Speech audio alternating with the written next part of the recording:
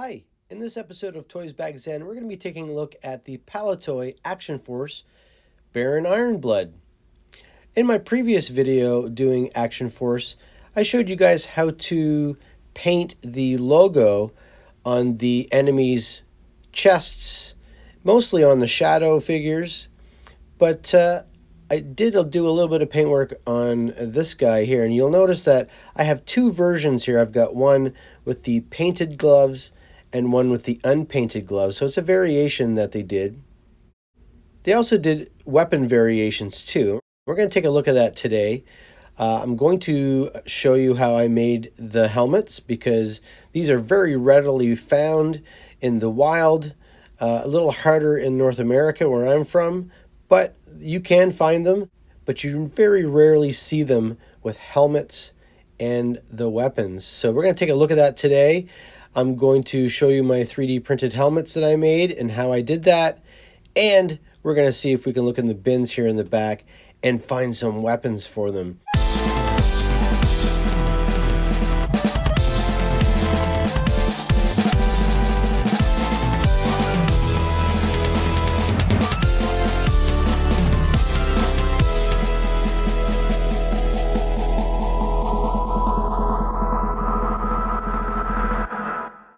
You can see here I did do some 3D printing in the helmets. Some of them failed, but I'm going to see if I can reuse the failed prints. They didn't fail too bad, just a little bit on the top.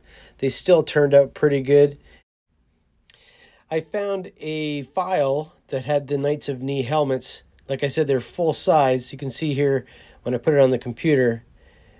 Full size is way too big than what I need, so I'm going to reduce it down to about 10% at first. And then you can see later on, I reduce it down to 6%. And of course, I have two sizes here, a large size and a small size. I printed about 3 of each. Each one of the squares on the grid is about 1 centimeter square. So I just figured out what the head would be, how large the head was, and then scaled it from there. But I did add some supports to the bottom of these, and also so that they wouldn't collapse because they are hollow. And there you can see how I got the different sizes here. The small ones I'm pretty sure are way too small for his head. I don't want to ruin the paint, and that's probably how his paint got rubbed off, is from his helmet. Now, if we look at these pictures, in the package you can see here that it was just flat, and when you took the figure out of the package, you could take the helmet, curl it around, and then push it together, and then you've got the helmet. But the weird thing about the helmet is it didn't have a top, and I want to improve this. I'm going to put it on this guy because they fit on pretty good. I feel like maybe just a size smaller than this would have been better. I also have tons of bins here of G.I. Joe, 3 3/4 vintage G.I. Joe and modern G.I. Joe, extra accessories, weapons, backpacks, all kinds of stuff. This guy originally, and you look at the picture here, he originally came with an Uzi that was really similar to the Uzi that version 1 and version 1.5 Snake Eyes came with. And I'm not sure if I have any of those. I know I have some upstairs with other figures, but I don't think I have any in here. But we're going to check. I haven't looked in these bins for a while. So we look in here. We're going to see if we can find a suitable weapon for Baron. And we're going to paint these helmets and get all this extra resin here that are supports and get those off and see if we can find a helmet that's going to fit both of these guys.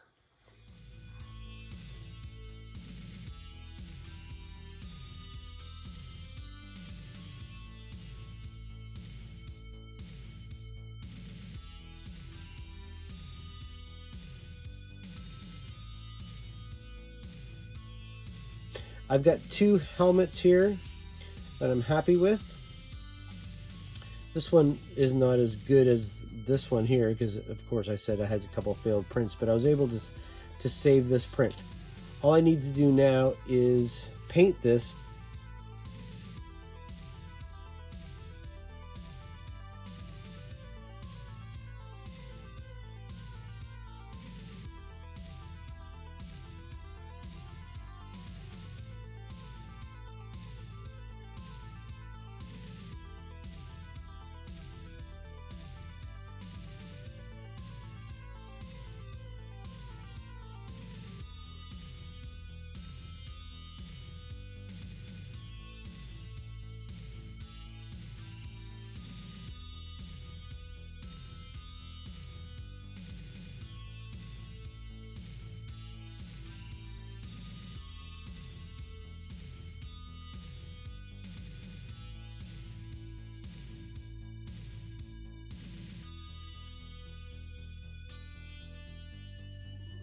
Okay, so we've got our helmets painted. We're gonna let those dry. I just cleaned this guy, and then I'm gonna take these black marks off.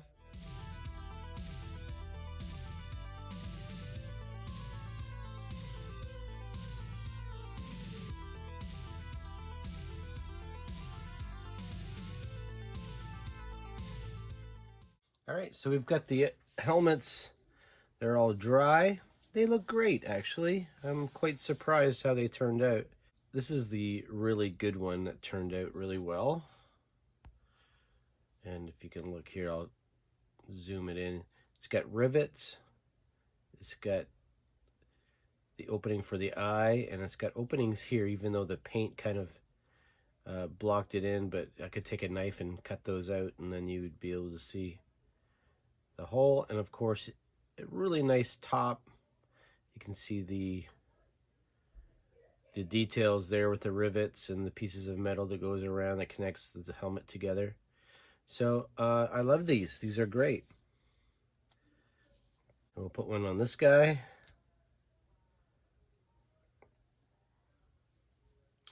Next time I do some resin printing, I'll probably print a couple more of these. Probably get a better one for this guy, but for now, we need to get some weapons. And like I said, some of the pictures and some of the comics that I've found and some of the card art and stuff like that showed Baron Ironblood with like a blaster, kind of like what Han Solo had. Let's see if I have any of those.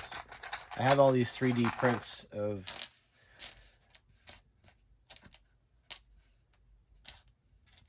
like this. So a blaster like that. It shows them with two of them. So here's one. Oh, and here's another one. Let's see what he looks like with two of those. Of course, I'm going to have to paint them black, but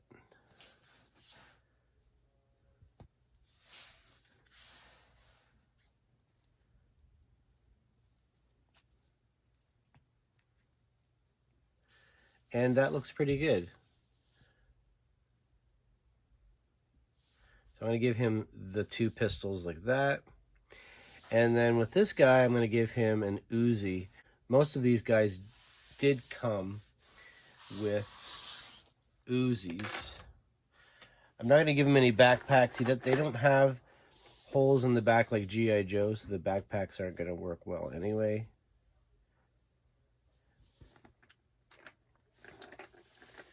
So here's my backpacks and helmets. Let's see what we got in here.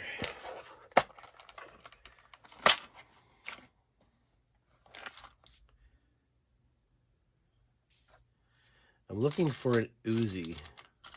You can see in here there is a Cobra Commander vintage style weapon there, and there is evidence that he did come with a Cobra Commander gun, and there's also evidence that perhaps Palitoy, that was making Action Force, they were also making Star Wars, and they may have reused some molds of some of the weapons from the Star Wars line.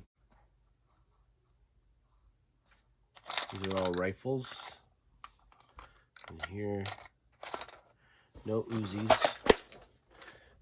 What about in here?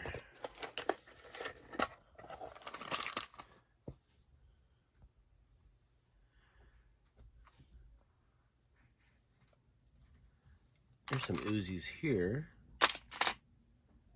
Here's a really big Uzi.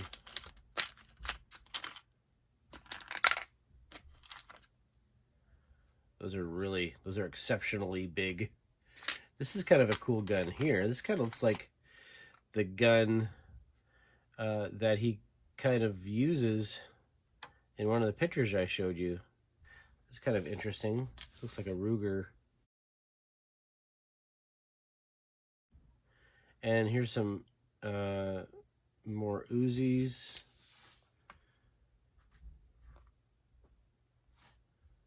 Those Uzis are huge. Let's check in this last bin here and see what we have.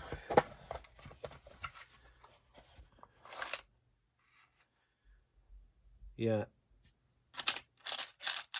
Some really cool weapons in there. But no Uzis. So let's use the Uzis that we have here. I kind of actually like this. I don't know where this gun came from. I think that's a cool gun to give him. Let's see if it fits in his hand. That looks cool. What about the Uzis?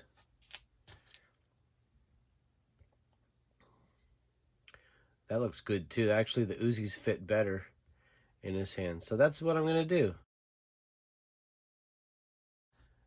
I think I'm going to use... I don't like the blasters, actually. I think I'm going to use this one.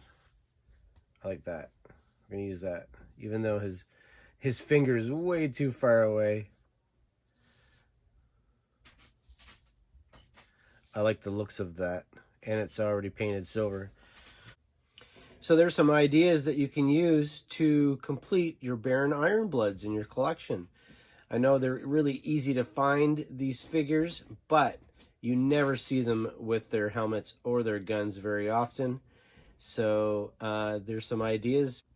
Here's a good way to reuse the accessories and the weapons. And if you have a 3D printer, well, then you can 3D print helmets like this. If you don't, well, I'm sure there's people out there that can 3D print them for you. Thanks for watching this episode of Toys Back Zen. If this video has earned your subscription, please subscribe if you haven't already. Hit the notification bell and leave a comment down below and let me know anything that you know about Baron Ironblood. Did I get everything right in this video? If not, let me know. Thanks for watching. See ya.